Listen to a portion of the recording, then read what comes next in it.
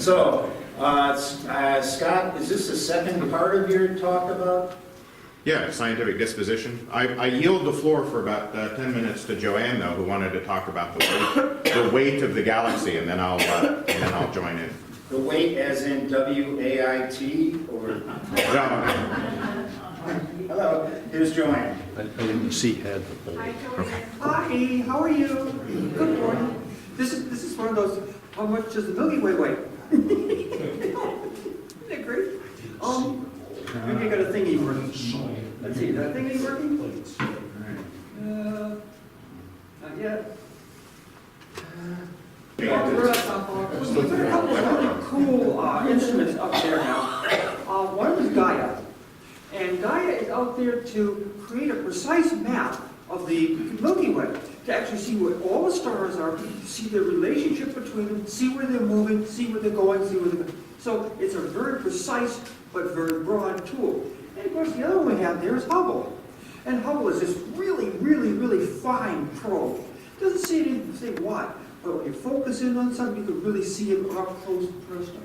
So we've taken the data from the two, and combined them to say, what's going on out there?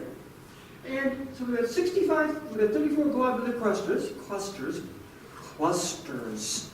out to 65,000 light years, which is really far. Hubble measuring 12 clusters out to 130,000, and combined all that data over a 10-year period. Now, our Milky Way weighs in at 1.5 trillion solar masses. I'll be looking at this number. Now this includes, of course, our sun, and it includes all the stars and, of course, the black hole in the center. Only a few percentage of this whole number is represented by stars. So we have 200 billion stars. Again, one of those silly numbers. 200 billion. Doesn't sink in. Most of the matter of the universe is locked up in what's called dark matter. And of course, this is one of those great physics words. Dark matter means we have no idea. It's there. We can measure it, but we can't see it. We don't know anything about it. We're working on it, and sooner or later we'll actually figure something out. Maybe. So, 200 million stars. 200 billion stars. Wow. And a supermassive black hole. 1.5 trillion solar masses, mostly dark matter. Now, that's a number that's, I call it a silly number because you can't get it into your brains. So I've tried to come up with some thingies here, which might represent something that we can think about. So, 1,000 seconds, 16 minutes and 40 seconds. Okay? 1 million seconds, 11.6 days. A million seconds is 31 years. Now, let's go up here to trillions. 31,710 years is 1 trillion seconds. What was going on this planet 1 trillion seconds ago? Well, Neanderthals around. We were around. Denisovans were around. Maybe even some of the other hominids are around. There's an ice age. There were large bears. We were looking at caves and stuff. So we get some idea of what this kind of a number means when we begin to reduce it to something reasonable. The diameter of the Milky Way. How big is it? 254,000 light years. Well, again, that's a ridiculous number, so I converted it to miles. Let's see, what is this? Millions, billions, trillions, quadrillions, 1.5 pentillion miles. Now, let's take a car. There you are in your car, you're driving like 60 miles an hour. 60 is a pretty good speed, isn't it? Well, at 60 miles an hour, it's going to take you a really, really, really long time. Oops. Yeah, this would be quite a drive. Let's see, this is millions, billions, trillions, quadrillions, 24.8 quadrillion years to travel across.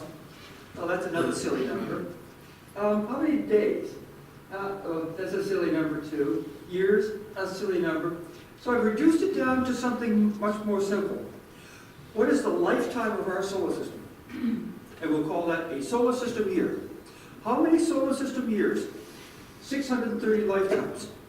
So we take the age of our universe, and then we do it again, our solar system, and then we do it again, and we do it again, and we do it again 630 times, and that's how long? Never mind. From the beginning of the universe. Well, it's only going to be 205 universes. So we take the universe as it is, and we add another one, and we add until we get to 205, and that's how long it's going to take. That's why astronomers have these silly numbers like light years. These numbers are just beyond our imagination. So, to paraphrase Douglas, our buddy, our galaxy is big. I mean, really big. And ours is more than, there's only one, at least 1 trillion galaxies in our universe. 1 trillion galaxies. 1.5 trillion solar masses. Again, a ridiculous number. It doesn't compute. Okay, we got it. So, if that didn't get you into the mood of being humble, I think Scott's presentation will bring us to that next step in science. Oh, it's hard to be humble, isn't it?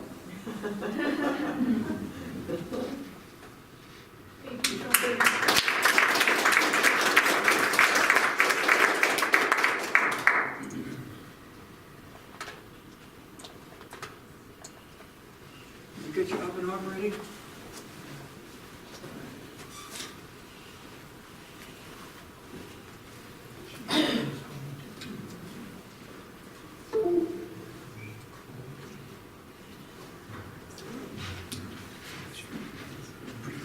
Well, whatever I have to talk about today seems trivial by comparison. Humility. Yeah, there you go. It's very humbling, isn't it? You know, one of the, apropos of nothing, except for what Joanne just talked about, there's this wonderful phenomenon called the overlook effect. And that's the effect that astronauts describe whenever they look out a spaceship window and see the whole planet rotating beneath them, and they don't see boundaries, they don't see nations, they don't see buildings or people, and it's a very humbling experience, and I'm sure most of you, if not all of you, have seen the pictures of a tiny little Earth from the moon, or a picture of a little pixel of the Earth from Voyager looking back as it rushes out past Saturn. So it's over. Astronomy is one of the most humbling sciences that I know of. But almost every science has reasons to be humble, including biology. And I'll talk a little bit about some of those in a bit. So today, I want to talk about the second topic in what I anticipate being a three-part series in a scientific disposition. And again, my hypothesis, which I shared last month or last week, 2 weeks ago, was that we can all, even those of us who don't have a career in science or a professional degree in science, we can all benefit from implementing or integrating some scientific-like behaviors or dispositions in our day-to-day activities.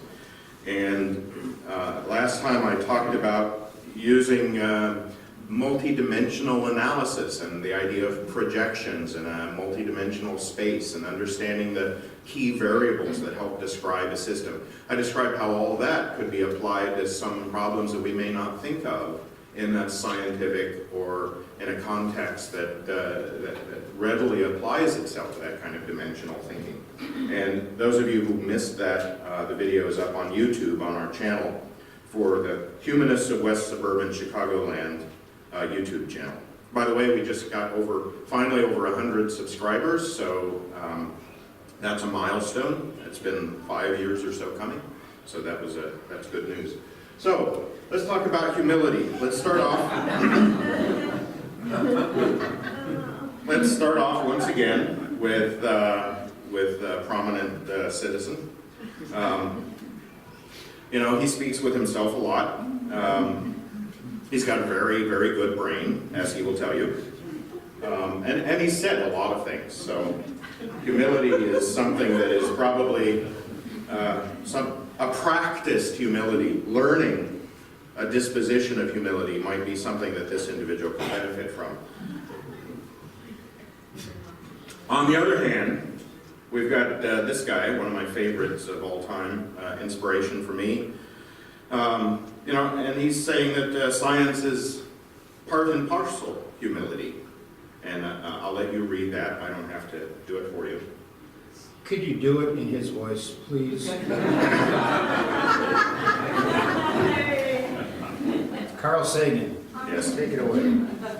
Science is part and parcel humility. Scientists do not seek to impose their needs and wants on nature, but instead humbly interrogate nature and take seriously what they find. We are aware that revered scientists have been wrong. We understand human imperfection.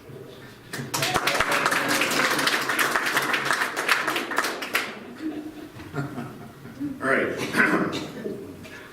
I'll be doing my Arnold Schwarzenegger impersonation. Dispositional characteristics. Well, Joanne spent a lot of time last year talking about what I believe is the single most important scientific dispositional characteristic, and that is thinking critically. Right? How do we separate good ideas from bad ideas? How do we account for the fallible nature of our perceptions and our tendency to jump to conclusions and confirm our own wishes, etc.? So I think, rightly so, Joanne's talks, many talks, I think there was 4 parts about thinking critically, maybe 6, yeah. Very valuable, again, up on our YouTube channel. Last time I talked about some toy models in multi-dimensional analysis and thinking about things like human sexuality and political disposition. Today I'm going to be talking about humility. Next time I'm going to be talking about honesty. Things I'm not talking about that could rightly and reasonably be included in this set of topics is windsocks and consistency. You know, does this make sense? Does it fit? Does it introduce the notion of a paradox, which, by the way, nature never allows? There's no such thing as a real paradox in nature. They're just things that we don't understand. Peer review, right? Putting your ideas out there for other people to criticize or support. And then feedback loops, the importance of continuous improvement. So, with regards to humility, the first important notion is that you have something to learn. In fact, we have nearly everything to learn. We start off relatively ignorant, right? There are certain instinctual behaviors that human beings possess. It looks like we tend to be afraid of sharp drop-offs and cliff edges and things like that.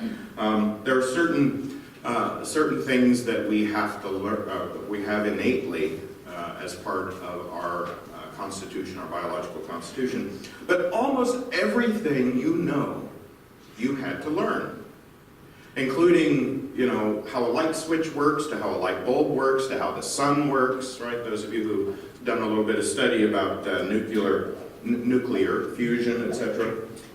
So there's a lot that we have to learn, and you're not done yet. Regardless of how much schooling you've had or how old or young you are, you're not done yet. You've still got something to learn. And 3 of the most powerful words in science are, I don't know. Don't be afraid to say that, right? Somebody asks you, well, how is it that dark matter doesn't cause the perturbation of the orbits of the planets in our solar system? I don't know, right? And perhaps many, many other things that all of us don't know.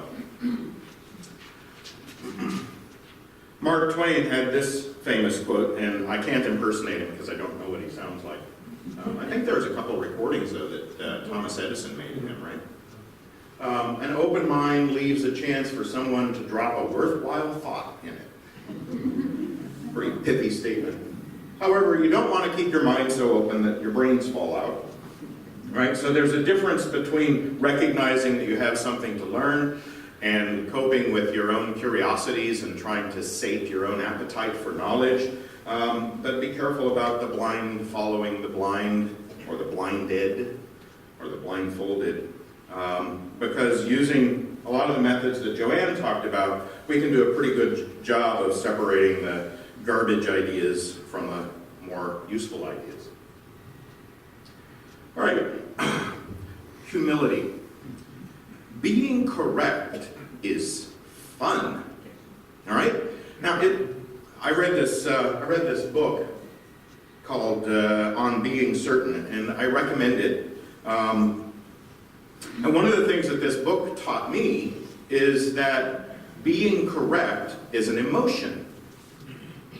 Interestingly enough, right? The idea that you're right about something is immediately something you're emotionally invested in, right? You're proud of the fact that you've got knowledge in your mind. You're proud of the fact that you know something, right? Well, it's one of the reasons that we tend to argue over trivialities. Oh, I shut the door when I came in. No, you didn't. Yes, I did. No, you didn't. The door is open right now. Well, I didn't leave it open, right? Why do we argue about trivialities? Well, one of the reasons is because we're immediately emotionally invested in being right. Get over it, people. Right? Right? This is something that we can learn about being humble, is to recognize that we make mistakes, that we don't know everything, and, in fact, that we don't have to be ardently and fervently attached to every notion that we espouse. Sometimes it's okay to pick your battles, right? Even if you're still convinced you're right, it's not a reason to go into war with somebody else, right? So part of a practiced humility is picking your battles, which isn't up on this slide, but it's part and parcel with the emotional reaction we have to being right. Whether we think we're right about a very important political issue or scientific issue like global climate change, or whether we feel that we're right about whether or not we left the door open. It's the same primal emotional response. And one of the reasons that we are human beings is because we can interject our higher capacity thinking to intercept and head off some of that primitive reaction that is likely to get us into trouble.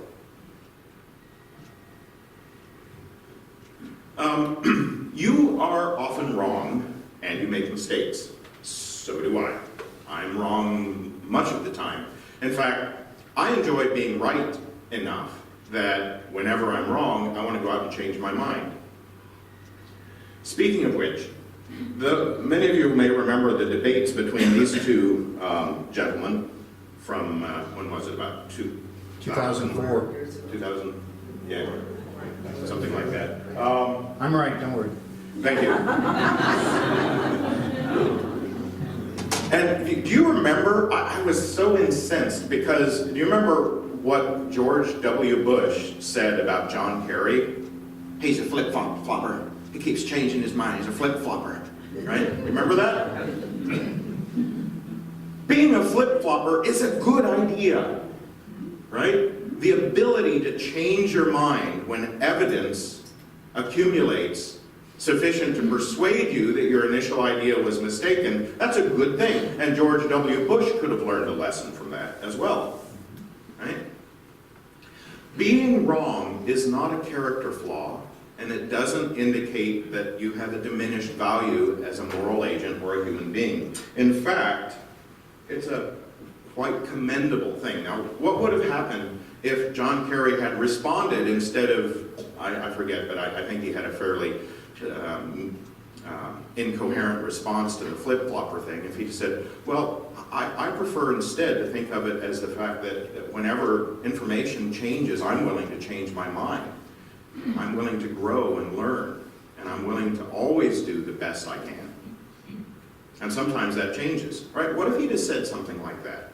You can respond to people who take you to task for changing your mind. You can respond in a way that's respectful, but also makes it clear that it's a virtue. However, it's pretty hard for our brains to change our conclusions. You know, one of the things about brain science is, especially if it's a thing that you think about a lot or are passionate about, those pathways in your mind are reinforced every time you think or talk about something, right? So you can have a tendency to entrench ideas that you have. And that is, that impedes your ability to change your mind. It even impedes your ability to comprehend or even apprehend. Right? Apprehend is to listen or to receive. Comprehend is to integrate and understand. Having entrenched ideas, the ideas that you express often can hurt your ability to even listen to or pay attention to contrary evidence. So again, it takes practice. It takes an intentional intervention of your higher thought capacities sometimes to overcome this tendency for knee-jerk reactions. All right, another interesting idea about humility is that other people have good ideas. Everything you know about everything you know about is in between this space in your heads, right? A whole model of the universe, variously more or less complex, exists on top of your shoulders. Every other human being you meet has a similarly complex model. Now, we can have common conversation with respect to those parts of our models that we share, like it's sunny during the day and it's dark at night, right? Most of us, almost all of us, if not all of us, share that same component of our model of reality. But that's still a model that you carry in your head, and every other human being on the planet has a similarly complex model. So you probably have a lot to learn or explore by interacting with other people and paying attention to them and respecting them. And giving credit where credit is due. This is formalized in science with the need to make citations and bibliographic entries and whatnot, but it's something that we can all learn from. Now, I'm not saying that every time you say, well, I know global warming is true because of this paper, and I don't expect during our casual conversation that we'll be able to do that. But the point is, it's okay to give other people credit, to say that you learned something from somebody. It's not a source of embarrassment, or it should not be. All right. One of the greatest things about science, perhaps one of its defining factors in all fields, is the need for evidence to be an arbiter of truth, right? So whenever somebody makes an interesting claim that might appeal to you, like I can make you healthy just by throwing wishful thinking in your direction, right? Or I can fluctuate your quantum fields to make you wealthy, right? Any kind of nonsense, I'm sorry. Any kind of extraordinary claim requires extraordinary evidence. Carl Sagan made that popular, but he's not the one who came up with that idea originally. And evidence is always an arbiter of truth, right? If somebody asserts that something works or something is true, then if you doubt it, go research it, right? You don't necessarily, your interlocutors, the people who are talking to you, don't necessarily know all the evidence. They might have just learned a little factoid. But feel free to look it up, to find the evidence for yourself. Or conversely, find that it's full of baloney. Evidence is the arbiter of truth, not beauty, right? I might be biased there. Not popularity or dogma. Just because everybody says it doesn't mean it's right. That's one of the logical fallacies, right? And this happens to be a picture of a megachurch, right? And the corollary here is that dogma is never a path to knowledge. And we can all be dogmatic about our pronouncements, right?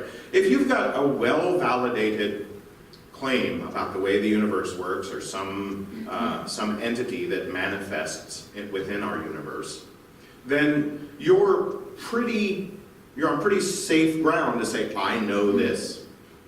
I know this is true. Scientists have found this. Historians have found this. Psychologists have found this, right?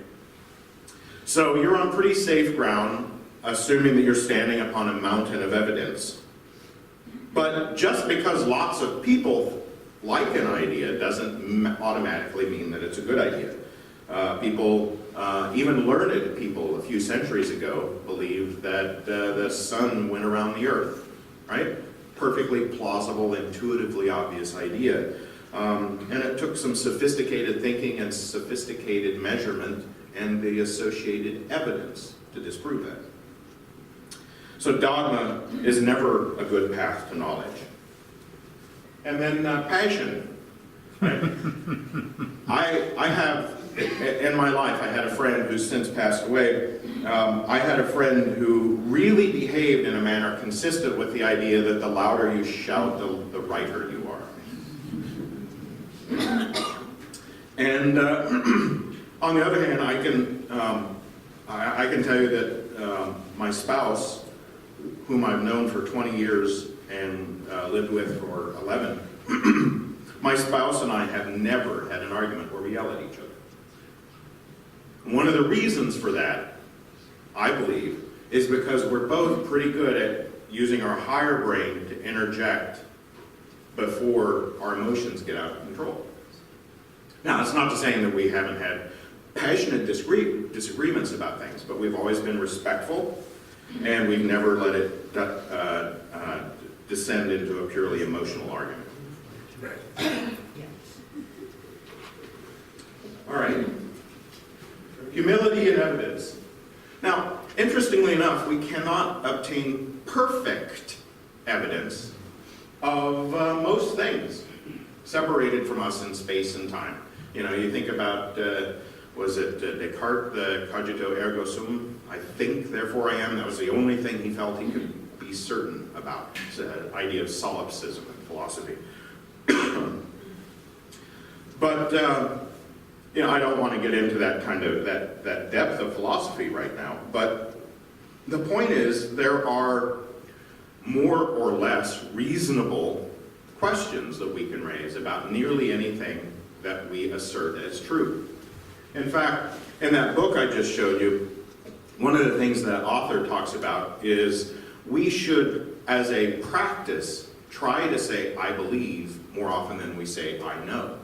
Because implicitly, beliefs are more amenable to change and to engaging in other people in argumentation, right? Beliefs are more wishy-washy than knowledge.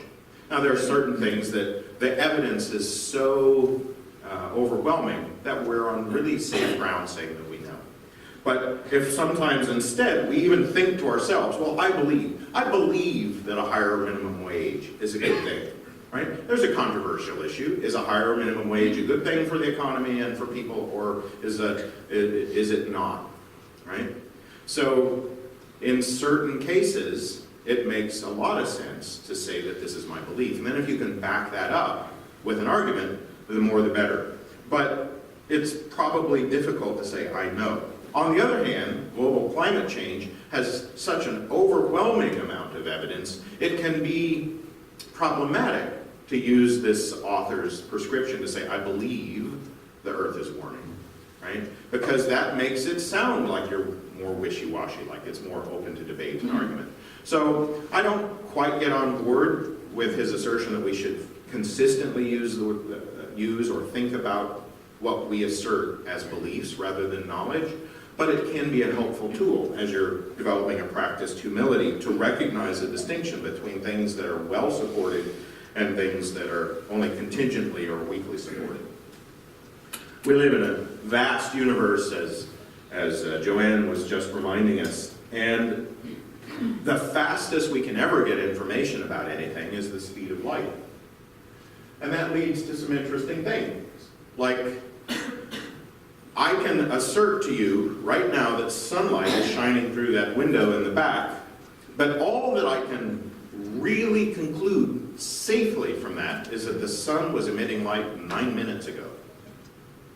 Right? I cannot tell you whether the sun exists now. Right? I can state with an extremely high degree of confidence that it will, because we understand how the sun works. Right? We understand how nuclear fusion works. We understand how much hydrogen is in the sun. We understand all kinds of things about stellar dynamics. And all of these things taken together give us great confidence that the sun will continue behaving like it is for at least another billion years before it starts exhibiting some new kinds of behaviors. But I can't prove to you that the sun is there now until I've waited 9 minutes. So proof and confidence are elusive things even in science. Here's another interesting thing.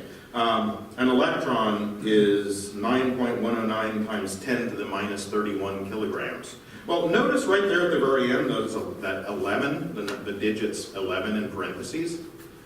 Well, there are trillions upon trillions of electrons in the universe. They're all around us. They're in us. They're in every piece of instrumentation we ever use to measure electrons. Why can't we get it exactly right, how big an electron is, how much it weighs? Well, those last two digits are because, well, we're not really sure about those last two digits, right?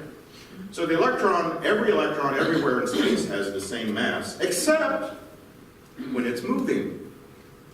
And electrons are always moving. So special relativity tells us that anything in motion sees a slight increase in its measurable mass, including its effect on gravitational fields and its response to gravitational fields. It sees a slight change anytime it moves. Well, if electrons always moving and they're always moving at different rates, does it even make sense to talk about the mass of an electron to 27,000 digits and decimal points? Maybe not. Here's another interesting fact. You can look this up on nearly any encyclopedia. Mount Everest is a very fun number. It's 29,029 feet tall. Except it's growing at 4 millimeters a year, right? So how tall is it now? How about now? How about now? Right? If we tried to measure the height of Mount Everest with the specificity that we measure the mass of an electron, we'll never succeed, because I don't know this for certain. I believe this to be true, that Mount Everest is probably kind of going rocking up and back a little bit as the plate tectonics do their thing underneath the subcontinent of India, right? So maybe the net effect is that it grows by 4 millimeters a year, but maybe any given instant, maybe it's settled down a fraction of a millimeter. And what is sea level as well? Right, sea level. Good point. It'll vary based on the glaciers. If you're losing glaciers, That's right. it'll rise. If you're melting, it'll sink. Another good point. These are all very complicating factors. Sea level is changing. Thank you, Mike. John said that the amount of water that's pressing down on the mountain in terms of ice, its ice load, its glacial load, and as climate change happens, the amount of glaciers might recede and the weight might lift, but sea level's rising and the plate tectonics are... How tall is Mount Everest? I have no idea. It's something like 29,029 feet, right? Well, this points out another thing. I'm sorry, John, what? I just wanted you're always limited by your measurement because there's always plus or minus in the measurement. Right. You can only go to a certain significant digit based on how accurate your measuring device is. Right.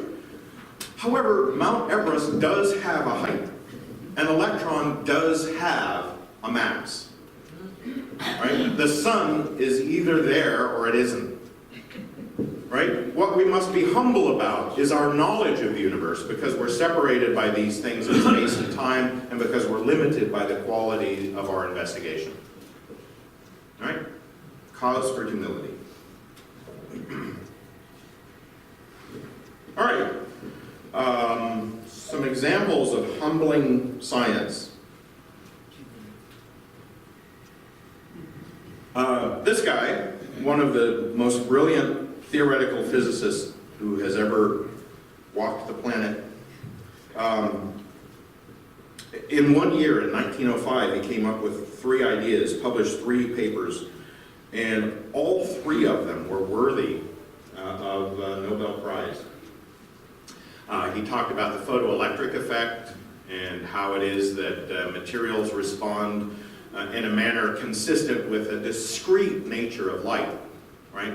If you treat light as just a wave of energy, and then you try to rectify that with the behavior of semiconductors that emit electricity, or that generate an electric current when hit by light, you can't do it. You can't do it assuming that the light is a wave. You have to assume that light comes in discrete particles. And this was the beginning of quantum physics. Well, one of the beginnings. Max Planck had done some stuff slightly before that. But in any case, this was what he won the Nobel Prize for. During that same year, He published a paper about Brownian motion and how it is that small particles, dust particles, or grains of pollen, etc., he described their random motion through space, a thing we call Brownian motion.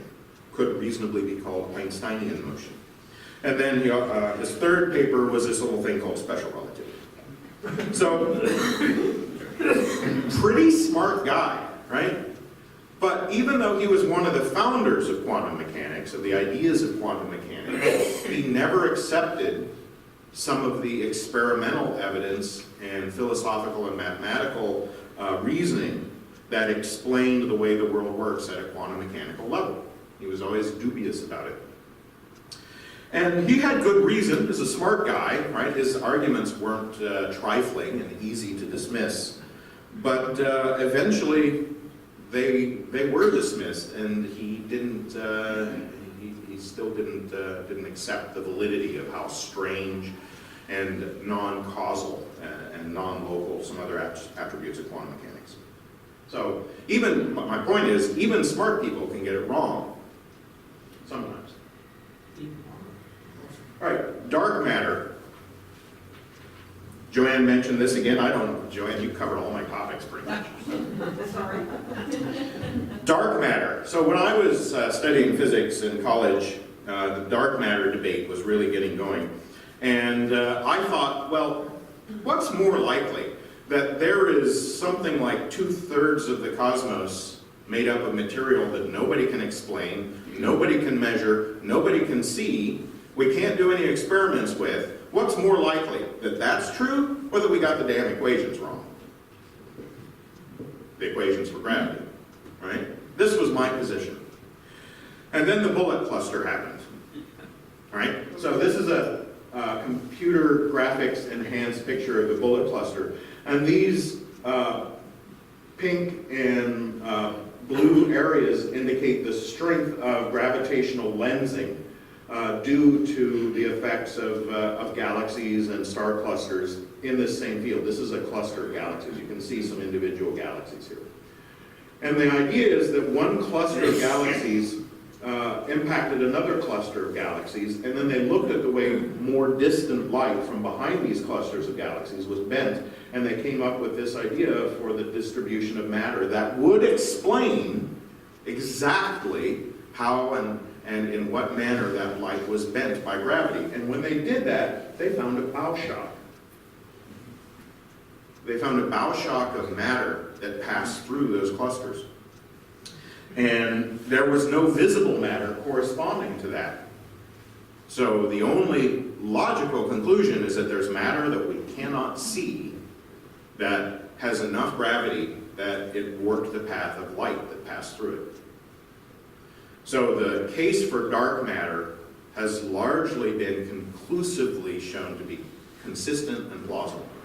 And this idea that maybe the equations are wrong, so far that has not panned out. So I was wrong, right? And I was wrong because evidence accumulated that convinced me. Another thing, how many of you have seen the movie Particle Fever? Not many? I don't know if it's still available on Netflix, but in any case, you should try to see the movie. It's a fantastic movie for anybody who loves science. Talks about the building of the Large Hadron Collider, and one of the reasons it was built, and that was primarily to help discover the Higgs particle.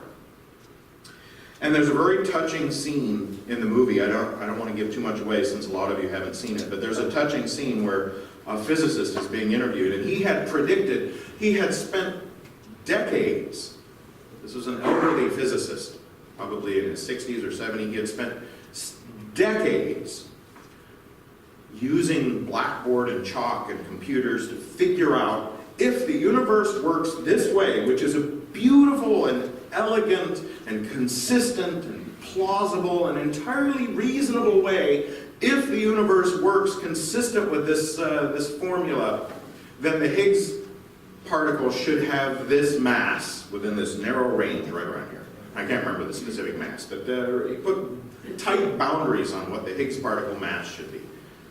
And then the accelerator ran and they did their experiment and they found the Higgs particle and the world celebrated and Nobel Prizes were given out and this guy's theory was proved wrong. Right? His lifetime proved wrong. So sometimes that happens. Sometimes you've got a cherished idea that you've spent years working on and communicating and fleshing out, and it can be wrong. Very humbling. In fact, there's a particle desert right now. Lots of physicists around the world have expected that coming out of the Higgs particle collider would be a whole bunch of new particles, right?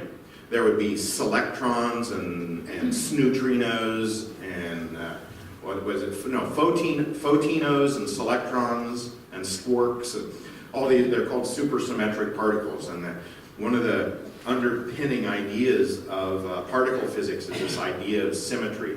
That when you very obviously and manifestly, but strangely, the physics of quantum mechanics requires us to use a multidimensional space based upon complex numbers. Why would nature be like that? It is, right? Physics uses complex numbers to describe the properties of elementary particles and forces of nature.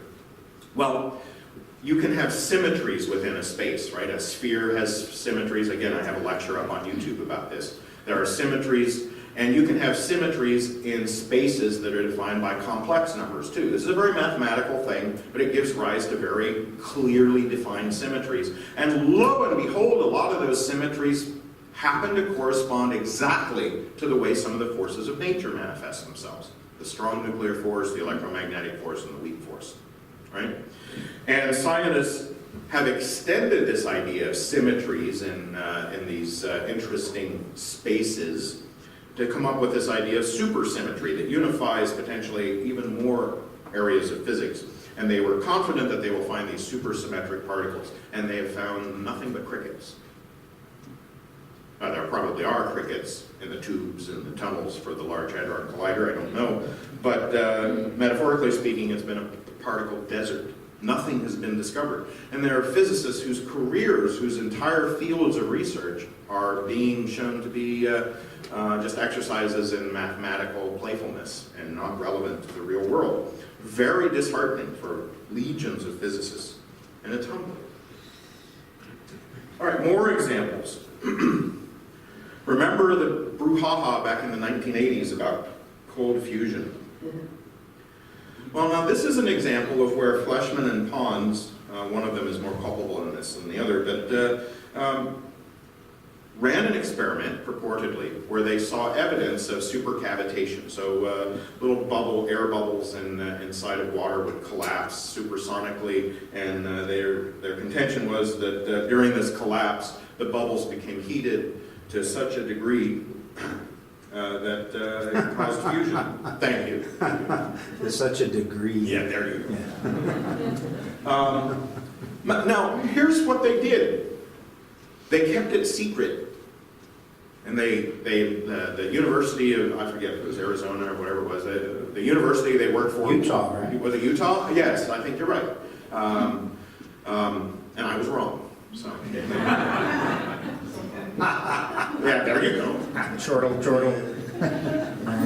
Anyway, the university rushed to press and had a big press conference about cold fusion, the answer to all of our energy dreams. And then turned out that it was smoke and mirrors, essentially. They didn't have anything that could be reproduced. It took them a long time to publish the description of their apparatus and how they had done their experiment and what their actual measurements were. They really dragged their feet about it. Compare that to this. Remember this from a few years ago?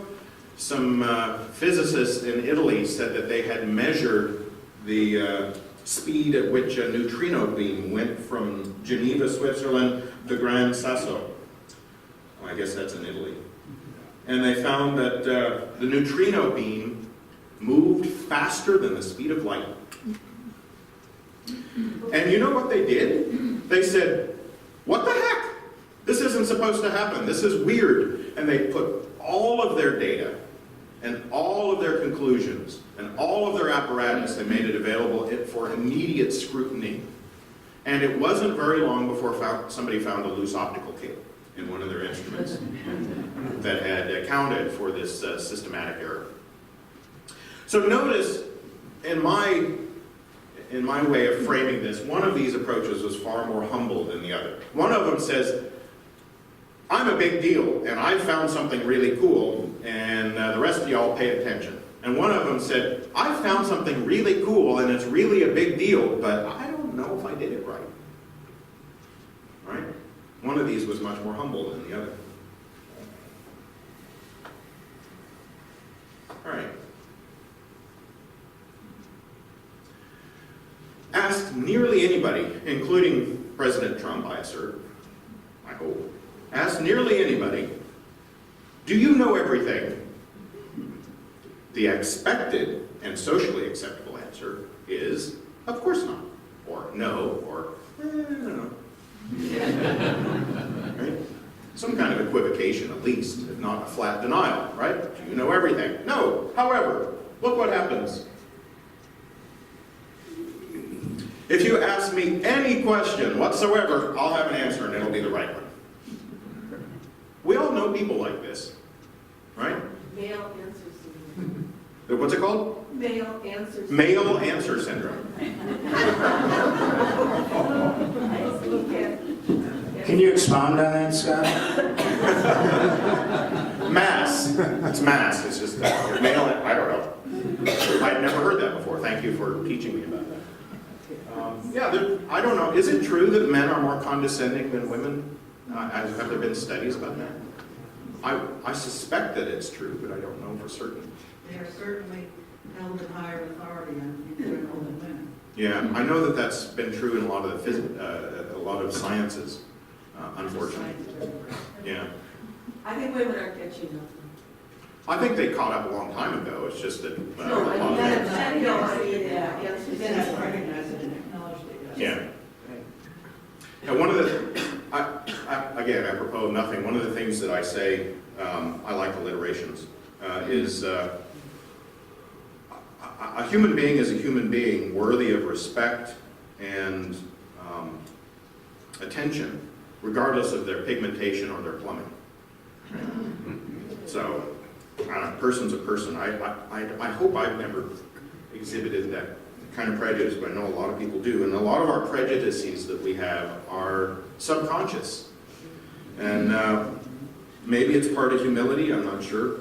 But we can certainly use our conscious brains to overcome some of those prejudices we have.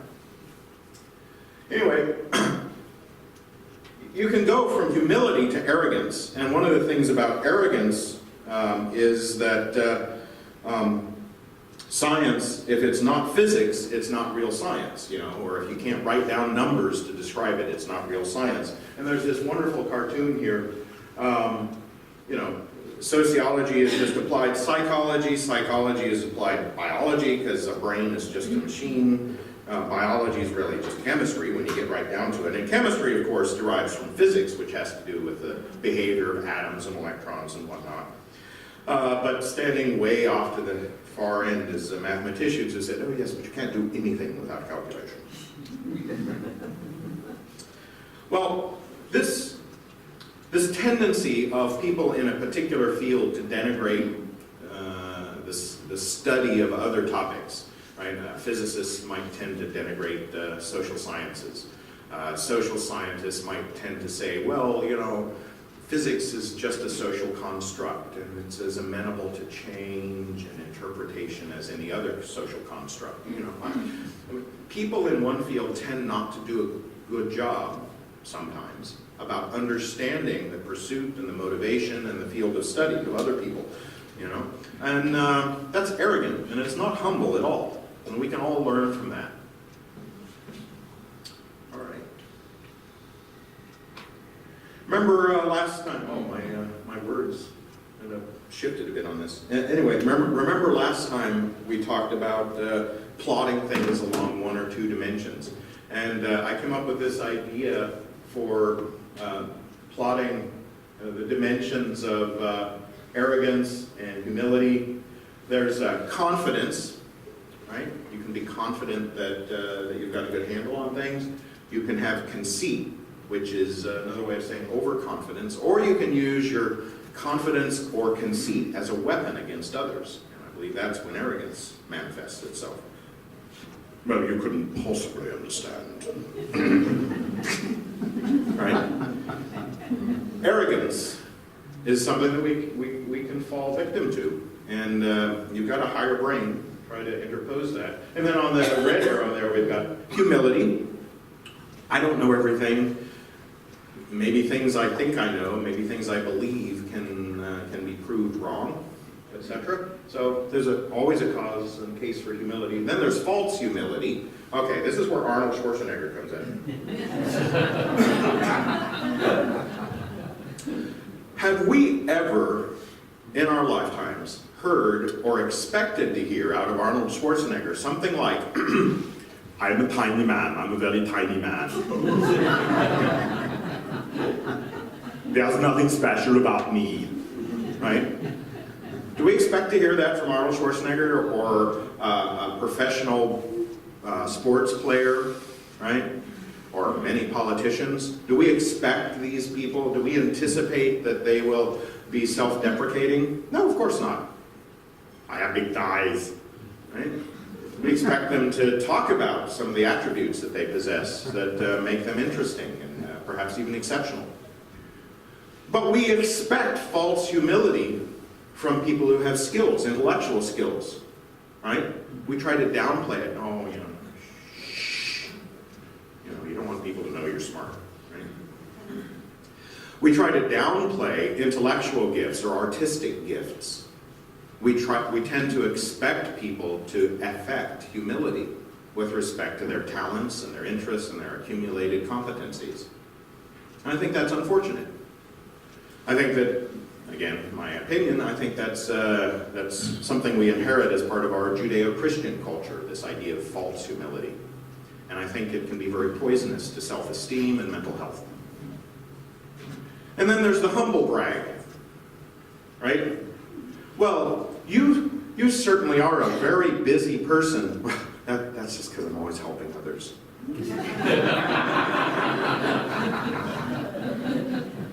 The humble brag.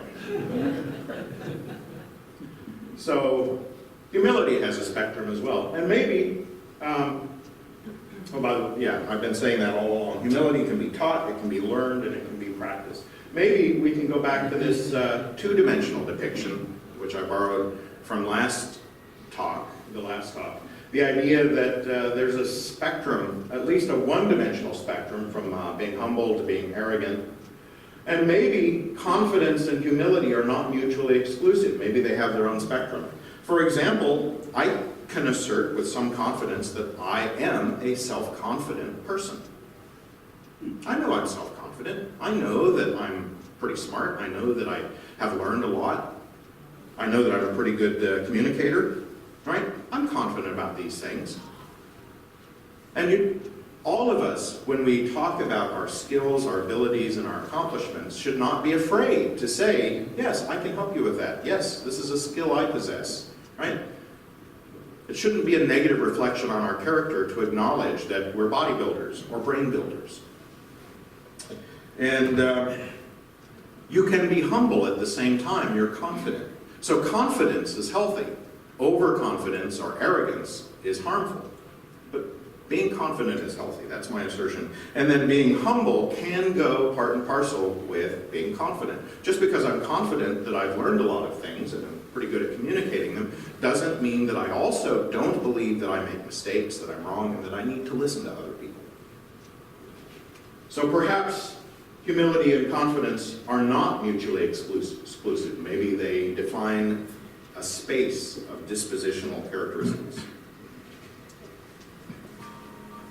It almost seems like there ought to be like a scatter graph. If you take 10,000 people and plot them for their confidence and plot them for their humility, you'd have points, right? And then you could see where trends are. Does confidence tend to grow as humility shrinks, or Right. does humility shrink as confidence grows? Yeah, just like I was talking about a couple weeks ago, these are toy models that I posit you might use. Does somebody here know Justin Hobbs? This is not my phone. It was sitting there when I came in. I can take it. Apparently Justin Hobbs really wants to talk to somebody. Trying to find his phone. Oh, it might be. Yeah. It's Jenny Hobbs. Okay, thank you. All right. So again, we can represent this as a two-dimensional kind of space, and just like I was talking about last 2 weeks ago, we might be able to use these as toy models to think more about these subjects and analyze them with more depth than we might otherwise. All right, things to be humble about. Everyday things. Apologies to Bob Barry. How do bicycles work? Oh. I hear angels. I'm a believer.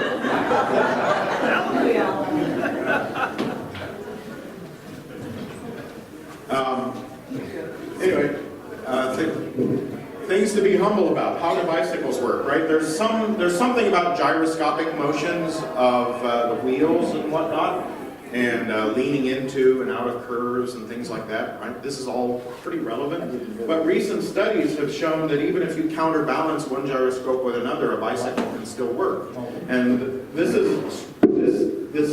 contraption here is actually an experimental apparatus designed to test some theories about how bicycles work. And one of the relevant theories is that the front wheel is well offset from the center of mass and propulsion and all this other stuff. But the fact is, physicists who've been dealing with Newtonian mechanics and angular momentum and gyroscopes for hundreds of years still don't have a perfectly sound explanation for how a bicycle works.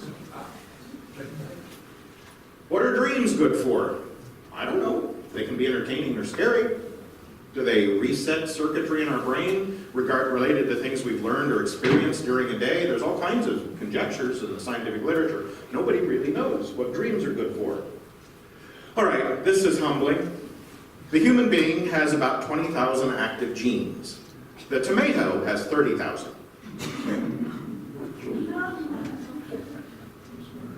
I don't know. Tomatoes are pretty amazing things. They're what? They're red. They are red. And so are you. Not always. Not always red, right? Yellow, green. Yeah. So who knows what's going on with the tomato? Why does it need 50% more genes than a human being in order to be tomato-ish? How do clouds make lightning?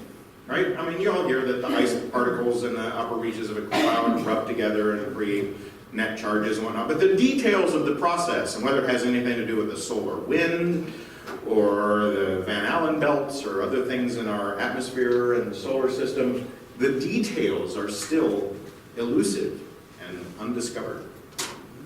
Not only that, ball lightning, this incredibly rare phenomena where a ball of plasma can float through the air. It's been pretty soundly documented, but nobody can reproduce it or even determine the conditions under which it's likely to happen. Complete mystery, this ball lightning thing. And then, why is ice slippery? Right?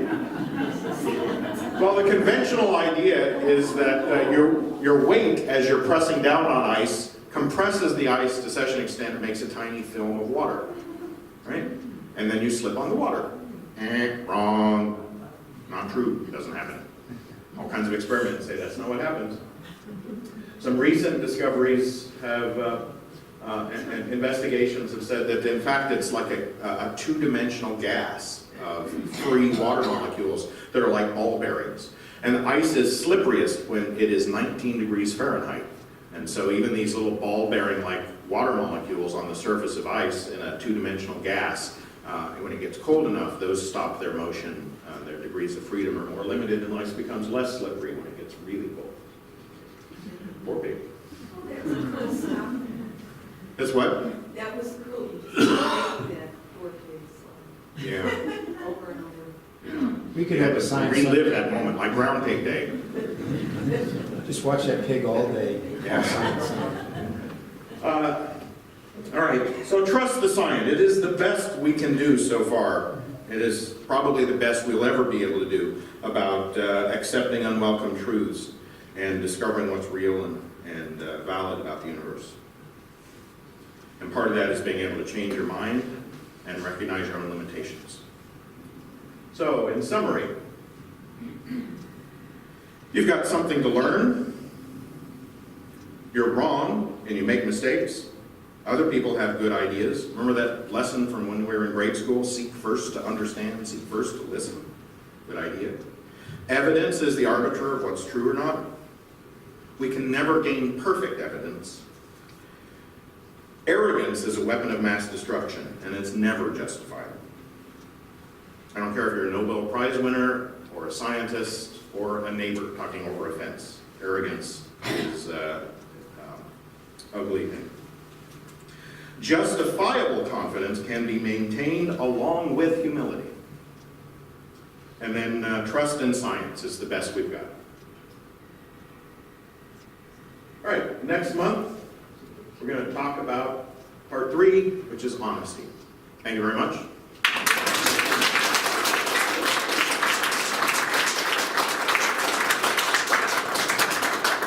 Any questions? Thoughts?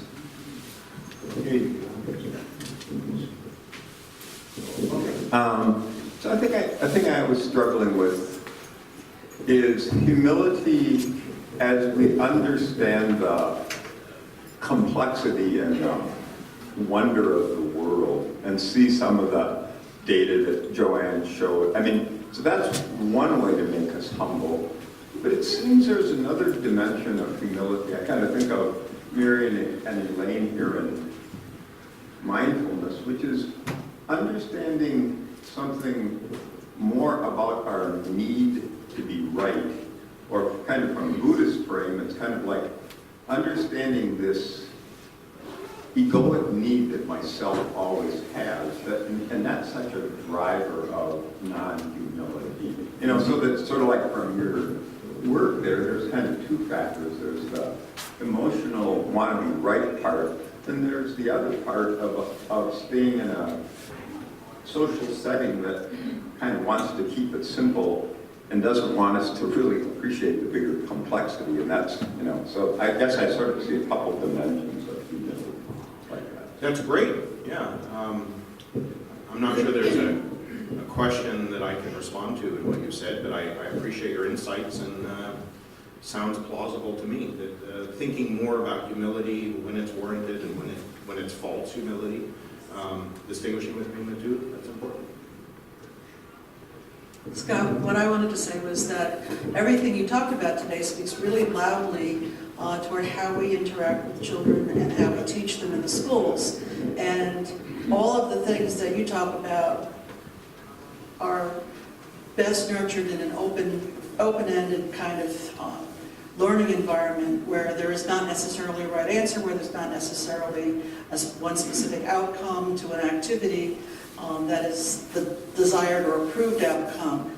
And yet our whole approach to education is toward the right answer, toward the response in the test, toward the grade. And that's in complete conflict with the idea of developing a scientific mindset.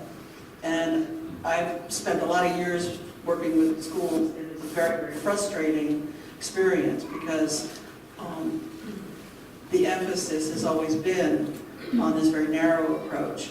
And part of the problem is that we have an environment in which people are afraid not to know what to expect and not to know and not to have a foreseeable outcome in the way they interact with each other and with kids. Yeah, thank you for the comments. I will say that there's a distinction to be drawn between subject matter wherein there is a right answer or a range of right answers, and then within those fields there are also wrong answers. For example, a friend of mine studied surveying in college, and you either got an A or an F, right? You either surveyed correctly and plotted out the land plots correctly or you didn't. There is no middle ground. There are some cases where there is just a right answer, and you need to be trained how to derive that right answer, how to do the necessary exhibit the skills.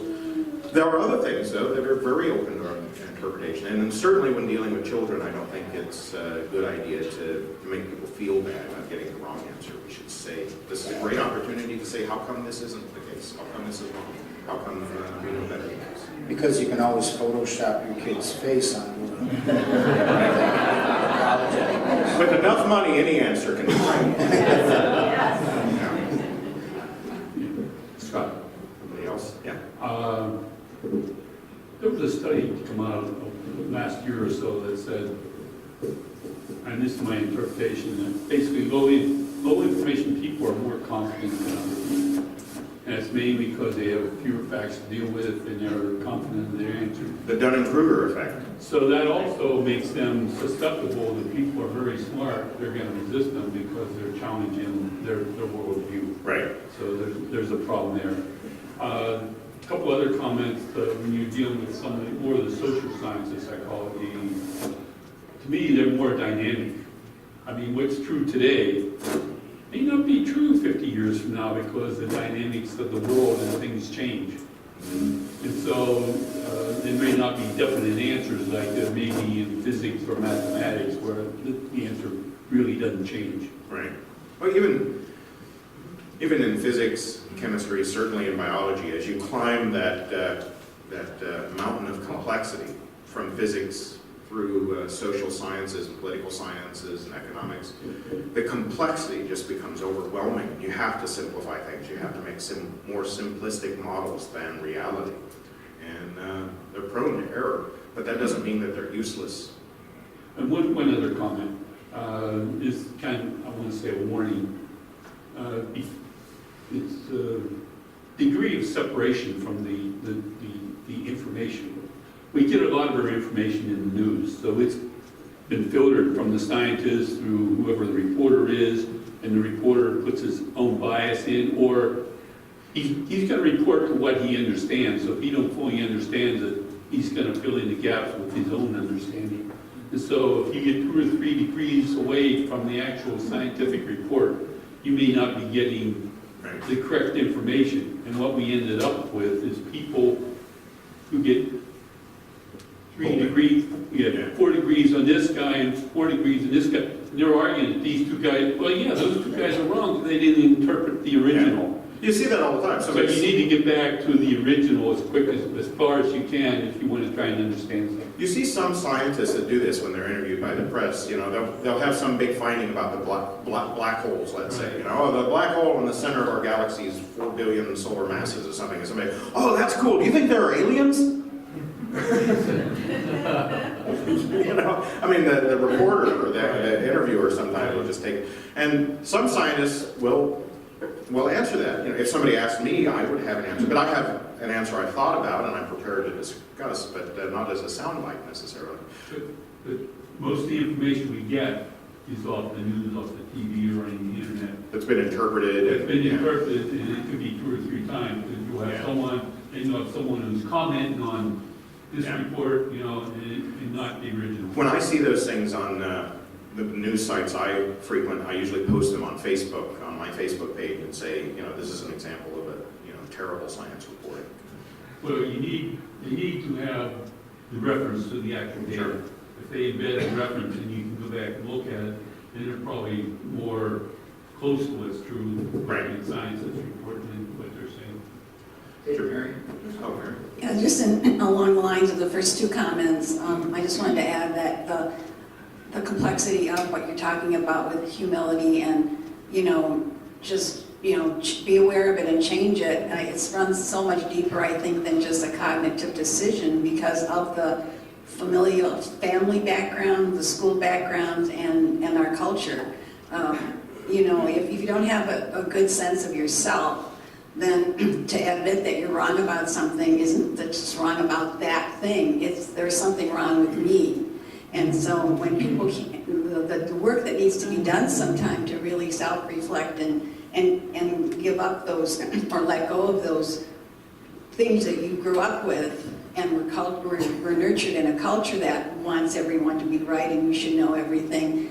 It's pretty intense, I think, and also the other comment about everything changing, everything is impermanent, and that alone makes you look at humility. So Yeah, context can Right. really shift you. Yeah, the idea that we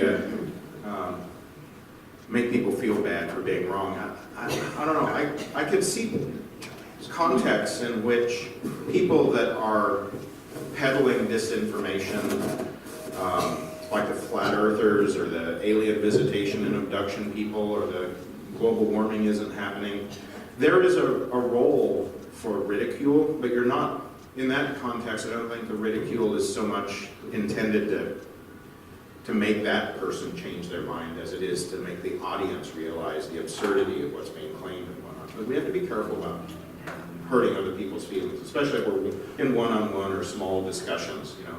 Be respectful. We've had Science Sundays where people have asked questions that portended or alluded to a world belief that was well outside the realm of science. And I find when I encounter those questions, I still try to behave in a respectful manner and not laugh or denigrate the person. Context can mean a lot.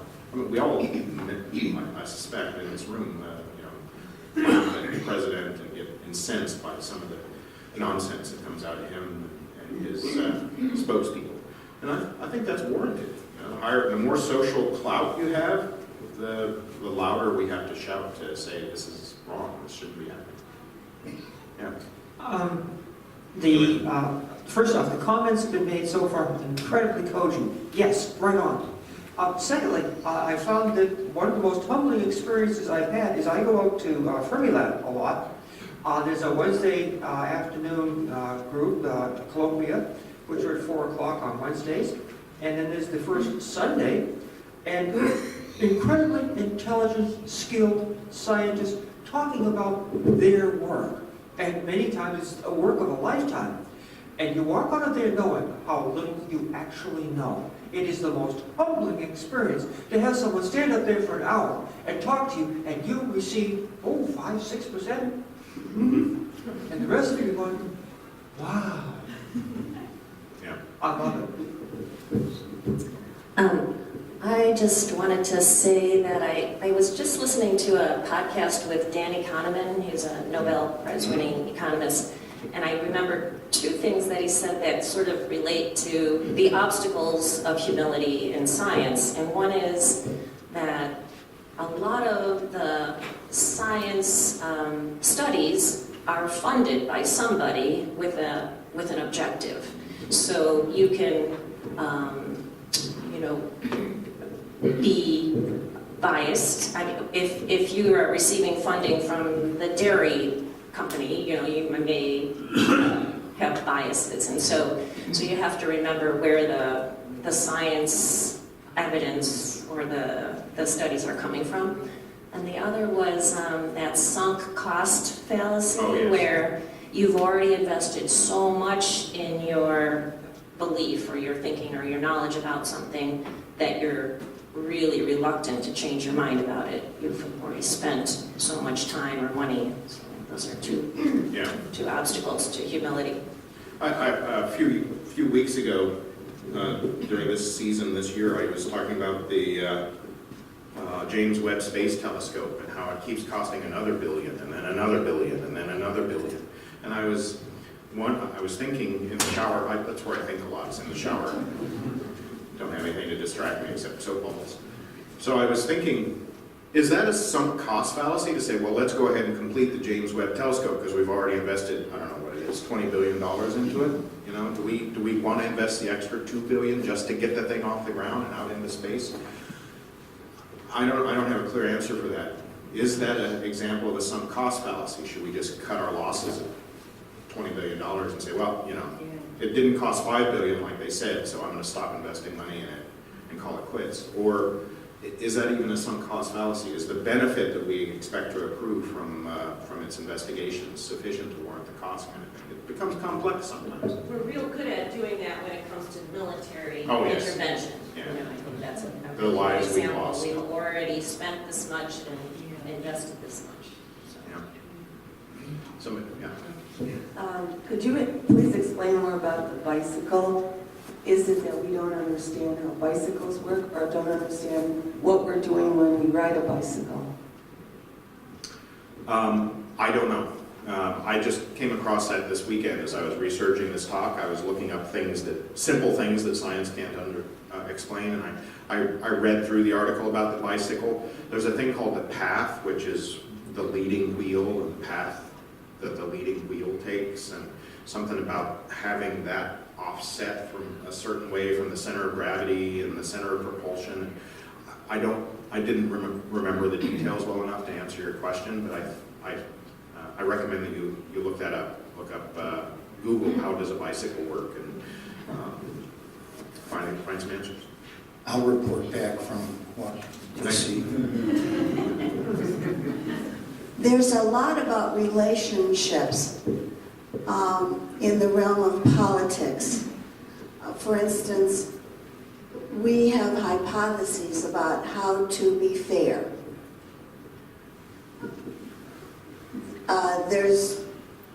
These are all dogmatic positions. Does that mean that we shouldn't